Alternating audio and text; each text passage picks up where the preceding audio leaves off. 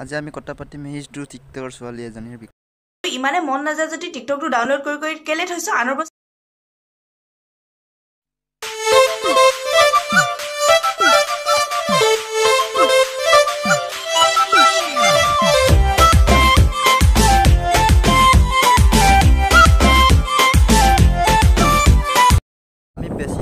বেছি দেৰি নকৰাকৈ ভিডিঅ'টো আৰম্ভ কৰোঁ। কিছুমান মানুহে কৈ থাকে দেই শুনিবলৈ পাইছো কি যে টিকটক বনাই থাকে আৰু কাম নাই আৰু ইহঁতৰ আমাৰ হলে মন নাযায় দেই মন নাযায় বুলি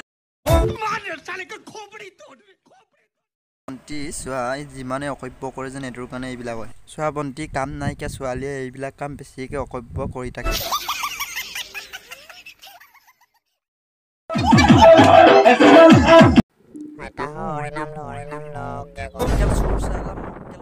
চাওকচোন অকণমান কেনে ডেন্স মাৰিছে চাইলা অকব্য বুঢ়ী।